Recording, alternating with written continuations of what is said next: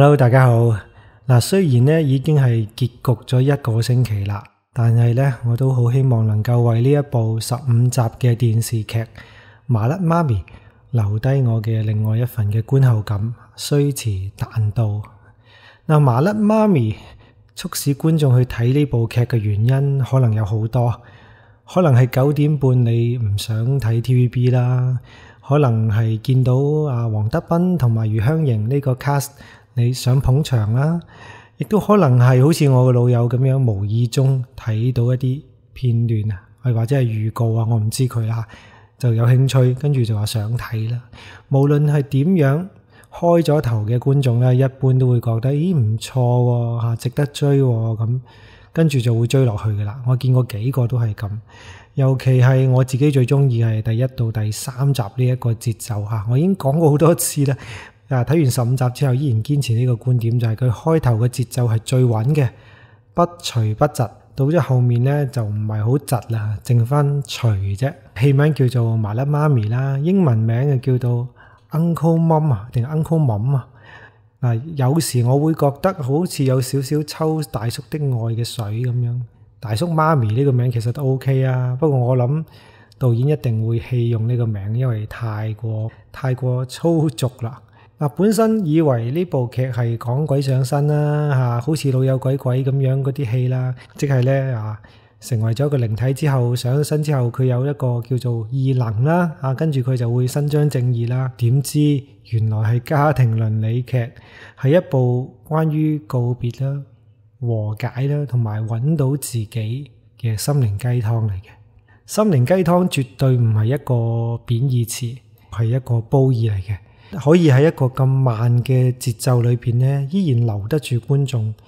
咁係一定係因為佢細節做得好啦，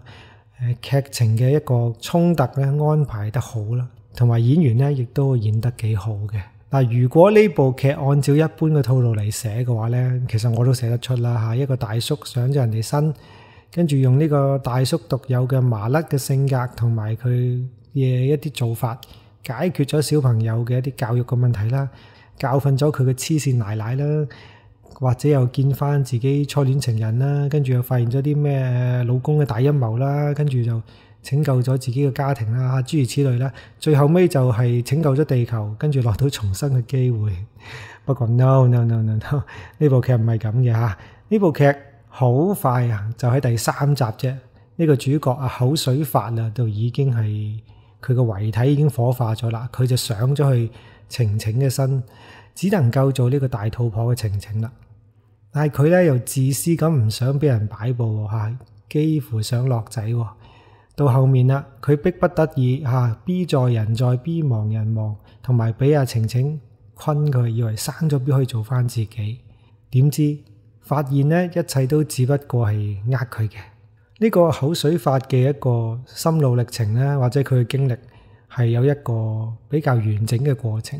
唔係一個一蹴而就唔係話即時一下子就可以互相理解嘅，係經歷咗各種嘅衝突，又有啲互相幫忙之後呢，先有咗晴晴同埋口水法對最後嘅一個有共識啦。佢哋之間我覺得既有認命啦、妥協啦，亦都有互相幫助之下嘅一份感激啦。唔係嗰啲懶偉大嘅奉獻啦，亦都唔係話好冷血好無情嘅一個交易啦。喺呢一點上面，我認為呢個劇情安排係合理嘅。15集嘅劇情呢，導演我覺得係有少少碎嘅呢個安排。你會發現住啲線呢係10幾集好似都冇乜進展咁樣一心呢原本想睇口水法大發神威啦，教訓呢個咁嘅廢柴老公啦、黐線奶奶啦、拯救林星啦咁，結果呢氹林星呢都唔可以一帆風順甚至一早就已經俾林星認定咗佢唔係佢嘅媽咪。呢個 point 呢，我喺社交平台入邊我係讚過好多次嘅，因為小朋友好敏感嘅，唔會單憑嘅外表去判斷，而係從心去感受自己嘅親人，反而係佢個老公一直以為呢個老婆係自己嘅老婆，淨係以為佢性情有變但係小朋友嘅體驗更加直接呢一個區別呢，我都做得幾好嘅不過主線真係慢真係慢嘅，短短15集，劇情入邊時間講咗大概6個月啦講到一個完整嘅故事，但係每一集呢，佢都有一個角色去主導嘅即係講嗰個角色嘅故事。咁到最後啦，每個人呢其實都得到咗救贖啦或者簡單啲講係揾翻咗自己，或者係直面自己嘅人生啦諗清楚自己想點啦，包括兩位主角啦，包括呢個佢老公安仔啦，包括佢個女 Renee 啦，芝娃娃啦，爸爸啦，3個長老啦，同埋佢個妹。我覺得呢個劇情值得一讚嘅地方呢，就係唔係話呢班主角從此過住幸福快樂嘅生活啦，咁唔係因為咁樣而令我哋睇得開心，而係佢哋無論最終係咩遭遇，都勇敢去面對。其中一個角色芝娃娃呢，要喺佢嘅 cancer 結束佢嘅生命之前呢，要將個 B 生出嚟。佢老公安仔呢，到最後面終於鼓起勇氣去面對呢個10幾年嘅心結，做出一個抉擇。咁兩位主角口水法同埋晴晴呢，到最後都坦然去面對自己生命嘅結束。好多角色其實佢哋嘅結局都唔係一個傳統意義上面嘅一個美滿嘅結局因為傳統嘅話一定係翻生啦、冇事啦、奇蹟出現啦咁但係即使係呢啲有人生上面一個遺憾啦，你睇落去呢都會覺得呢成個過程好美好，因為佢哋已經係衝破咗心魔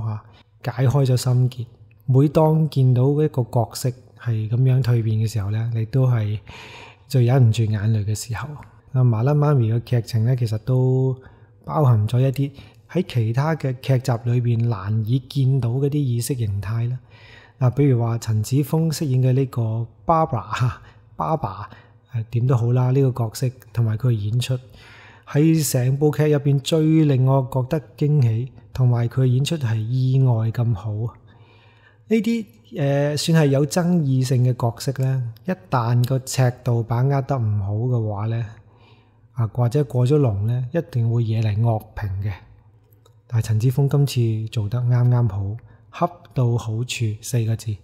爸爸呢個角色係好令人信服嘅。如果導演有聽到嘅話，記得幫我同陳子峰講一句做得好好導演嘅選角都做得好好，真係。咁爸爸同埋芝娃娃之間嘅故事咧，都令人幾動容嘅。原來咧，一個人之所以可以同你建立一個超越血緣嘅一個親情關係咧，係因為咧芝娃娃對佢嘅認可，真心係認同呢個爸爸。咁可能咧，芝娃娃亦都係上天俾爸爸嘅一個禮物啦，互相都係啦。芝娃娃開始嘅時候Alice演員開始嘅時候，我覺得佢同黃德斌嘈交嗰啲氣氛咧，好嘈好嘈我唔係好適應但係後面佢同爸爸嘅啲往事嗰幾幕，我又覺得 OK 後生嘅演員嚟講算係幾好噶啦。而另外一位都係後生嘅演員，我事前冇睇過佢做戲嘅，但係今次OK 係邊個？係飾演 Renee 嘅阿餃。網上我見到有啲風評喺度講話阿餃演技唔得咁，我唔知，至少喺呢一部戲入邊，我覺得係稱職嘅。一個細個就冇咗媽媽，但係佢理解爸爸嘅難處，又堅強獨立，同時佢又渴望有更加多父愛同埋爸爸嘅陪伴嘅呢個女仔，佢嘅心理活動做得幾好如果以前佢嘅演技真係如大家所講麻麻地嘅話呢，咁導演都教得唔錯係嘛？都揾啱咗自己嘅戲路同埋呢，佢喺劇情入邊嘅角色，我當時見到佢嘅陰陽眼同埋佢叫阿餃之後，我就諗到一個係咪叫左膠陰陽眼？我一時間好似自己突然間好似自己睇緊弊家伙，我要去忽魔咁。阿餃嘅呢個 Renee 咧，算係全劇嘅一個核心嚟嘅。佢連接咗余香凝啦、黃德斌啦，亦都同黃偉晴即係林星咧有好多嘅對手戲。我覺得佢嘅表現咧唔單止係合格，而且係上乘嘅。飾演佢男朋友嘅呢個阿 Tiger， 即係佢男友哈利呢個 Tiger， 我都係第一次睇佢做戲，都 OK 吓，表現不俗啊，呢個心情單純嘅車房仔。仲有就係大家都讚咗好多次噶啦，三大長老陳輝鴻啦、陳安瑩啊、陳秀珠，原來三位都係姓陳嘅。而家我咁樣噏一句讀出嚟，我先發現原來三位都係姓陳嘅。嗱，陳輝鴻對住塊鏡去背佢嗰篇發言稿嘅時候咧，幾容易令人共情啊，心酸。咁啊，傻姑啊，陳安瑩姐姐做人阿媽，駕輕就熟啦，係咪？咁啊，秀珠姐佢嘅惡人形象啊，其實已經係幾廿年噶啦吓。佢呢個惡奶奶咧，入型入格出嚟咧，你就知，個氣場啊，唔係咁多人頂得住，好勁。同埋有一位小演員啊，黃偉晴啊，即係飾演林星佢哋個仔仔嘅，係令我幾驚喜嘅，值得一讚嘅。要讚嘅係邊度咧？係佢演得令我覺得好真實，唔覺得係做緊戲，而係佢同阿余香凝兩個嘅母子之間嘅劇情咧，好自然啊！呢一點係好緊要嘅嚇，係一個最大嘅稱讚嚟嘅